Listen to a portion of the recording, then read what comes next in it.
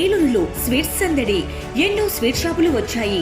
అందరి నోరూరించేలా రకరకాల స్వీట్స్ సరికొత్తగా నాణ్యత ప్రమాణాలతో అతి తక్కువ ధరలకి మనకి ఇష్టమైన స్వీట్లు సరికొత్త రుచులతో అందిస్తున్న మన రెడ్డి స్వీట్స్ అండ్ బేకరీ. సామాన్యుడికి స్వీట్స్ తినే అవకాశం మన రెడ్డి స్వీట్స్ లోనే. ఇక విజయవాడకు వెళ్ళనవసరం లేదు. సారికి కావలసిన అరిసెలు, కజ్జికాయలు, గోరిమేటీలు, సున్నుండలు, బొబ్బట్లు, పూతరేకులు, చిలకలు, చలివిడి అతి తక్కువ రేట్లు మన రెడ్డి స్వీట్స్ లోనే లభించును. షుగర్ ఫ్రీ స్వీట్లు కూడా మన రెడ్డి స్వీట్స్ లోనే అందుబాటులో ఉన్నాయి. మన ఇళ్లలో జరిగే శుభకార్యాలకు స్వీట్లు, హాట్లు ఆర్డర్స్ పైన మన గుమ్మం ముంగిటే అందించడమే రెడ్డి స్వీట్స్ ప్రత్యేకత. అలాగే జెల్ కేకులు, కూల్ కేకులు, red velvet, chocolate, black forest, white forest కేకులు ఆర్డర్ చేసిన వెంటనే అందించబడును. మా address new municipal shopping complex, Chandana brothers ప్రక్కన, మెయిన్ బజార్, ఏలూరు 1. మా ఫోన్ నెంబర్ 9985035544. మిత్రులకి, ఎలక్ట్రానిక్ మీడియా వారికి నమస్కారం. ఈరోజు పశ్చిమ గోదావరి జిల్లా, ఉమ్మడి పశ్చిమ గోదావరి జిల్లా జిల్లా పరిషత్ సర్వసభ్య సమావేశం జిల్లా పరిషత్ చైర్పర్సన్ గారి యొక్క అధ్యక్షతన జరిగింది. నీటిపారుదల శాఖ మార్చులు శ్రీ నిమ్మల రామానాయుడు గారు, కలెక్టర్ గారు, ఇతర అధికారులు అందరూ కూడా పాల్గొన్నారు. ఇవాళ కొత్తగా ఈ ప్రభుత్వం ఏర్పడి గతి తెప్పినటువంటి అభివృద్ధిని మళ్ళీ పట్టాల మీదకి ఎక్కించి ప్రగతి పదంలో రాష్ట్రాన్ని నడిపించడానికి అత్యంత సమర్థవంతమైనటువంటి పరిపాలనా దక్షునిగా పేరు పొందినటువంటి చంద్రబాబు నాయుడు గారు ఒక పక్కన, పేదవాడి కంట కన్నీరు తుడవటమే ధ్యేయంగా రాజకీయాల్లోకి వచ్చినటువంటి పవన్ కళ్యాణ్ గారు మరో పక్కన, వీరిద్దరికీ పైన ప్రపంచంలోనే అత్యుత్తమ నాయకునిగా పేరు పొందినటువంటి నరేంద్ర మోడీ గారు ఇంకో పక్కన, ఈ ముగ్గురు కలిసి ఏర్పడినటువంటి ఈ కూటమి ప్రభుత్వం ఈ రాష్ట్రాన్ని మళ్ళీ అద్భుతమైన రీతిలో ముందుకు తీసుకెళ్ళడానికి చేస్తున్న ప్రయత్నంలో భాగంగా ఇవాళ అన్ని చోట్ల కూడా ప్రజలతో కలిసి కార్యక్రమాలు నిర్వహించుకునేటువంటి విధానంలోకి వచ్చాం. గడిచిన 5 సంవత్సరాలుగా ఈ రాష్ట్రంలో అభివృద్ధి కుంటుపడిందనేటువంటి మాట మేమే కాదు, సాక్షాత్తు ఆ పార్టీ నుంచి ఎంపిక కాబడినటువంటి అనేక మంది ప్రజాప్రతినిధులు చెప్తూ ఉన్నారు. ఖజానా మొత్తం ఖాళీ చేసేశారు. ఏ పథకాలకైతే నిర్దేశించబడినటువంటి నిధులు ఉన్నాయో ఆ నిధులు వేరే వాటికి డైవర్ట్ చేయటమో లేకపోతే వారి బొక్కసం నింపుకోవడానికి ఉపయోగించుకున్నారు. అలాంటి సందర్భంలో ఇచ్చిన హామీ మేరకు 3,000 రూపాయల పెన్షన్ 4,000 రూపాయలకు పెంచడం కానీ, అదేవిధంగా గత ప్రభుత్వం ఇవ్వాల్సినటువంటి రైతుల బకాయిల్ని 1,600 కోట్ల రైతుల బకాయిల్ని ఆ ప్రభుత్వం చెల్లించకుండా పారిపోతే ఈ ప్రభుత్వం ధైర్యంగా చేపట్టి వాటిని చెల్లించడం కానీ, నిత్యావసర వస్తువుల్ని ధరల స్థిరీకరణ చేయడం కానీ, ఇలాంటి సాహసోపేతమైనటువంటి నిర్ణయాలు తీసుకున్నటువంటి ప్రభుత్వంగా ఇవాళ తక్కువ కాలంలోనే ప్రజలందరూ మన్ననలు పొందుతున్నటువంటి ప్రభుత్వం మా కూటమి ప్రభుత్వం. ఇవాళ మేము ఇక్కడ చూస్తూ ఉంటే, ఈ సమస్యలు వింటూ ఉంటే ఈ ప్రభుత్వానికి చాలా ఛాలెంజెస్ కనబడతా ఉన్నాయి. ఎందువల్లంటే గడిచిన 5 సంవత్సరాల కాలంలో అన్ని వ్యవస్థల్ని నిర్వీర్యం చేశారు. ఇవాళ అధికారులు కూడా అయోమయంగా ఉండేటువంటి పరిస్థితి కూడా కనబడుతుంది. ఏదైనా ఒక అంశం మీద నిర్దిష్టమైన సమాచారం గడిచిన 5 సంవత్సరాల కాలంలో వారికి అందలేదు.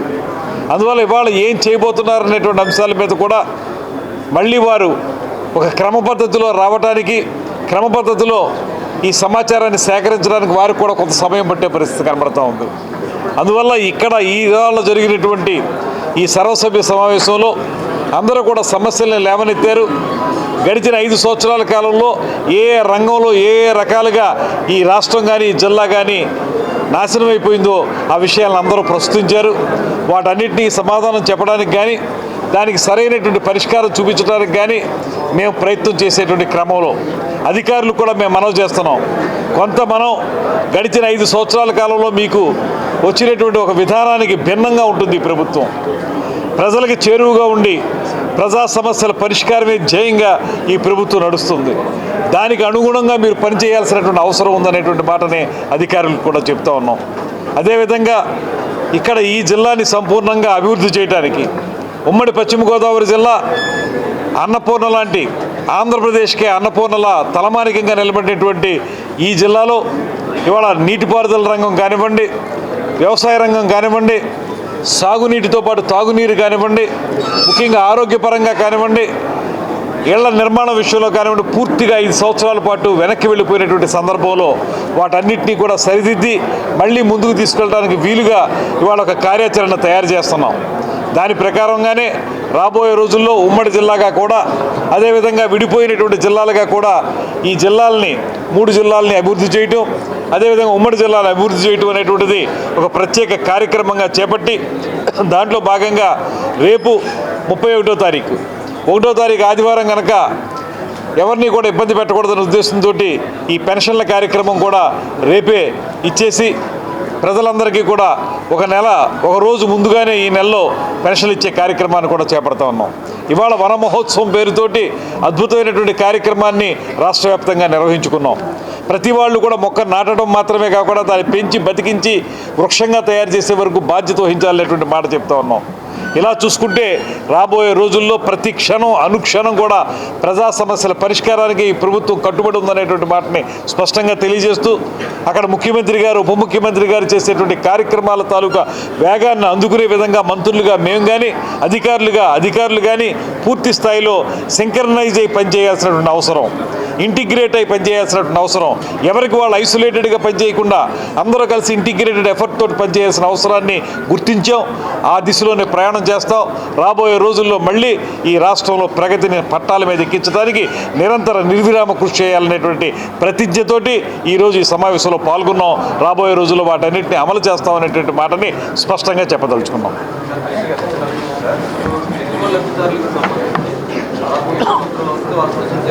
వచ్చేవరకు మన గత ప్రభుత్వం 14 నుంచి 19 వరకు ఉన్న తెలుగుదేశం ప్రభుత్వం హయాంలో టిడ్కో ఇళ్ళన్నీ నిర్మించి పూర్తిగా లబ్ధిదారులకు అందించే క్రమంలో ఎన్నికలు వచ్చాయి. ఎన్నికల్లో ఓటమి చెందిన తర్వాత వేరే ప్రభుత్వం రావడం జరిగింది. వాళ్ళకి చంద్రబాబు నాయుడు గారు తెలుగుదేశం పార్టీ బ్రాండ్ ఉండకూడదనే ఉద్దేశంతో ఎంపికైనటువంటి లబ్ధిదారులు కూడా పూర్తయినటువంటి టిడ్కో ఇళ్లను కూడా ఇవ్వకుండా తాత్సారం చేశారు.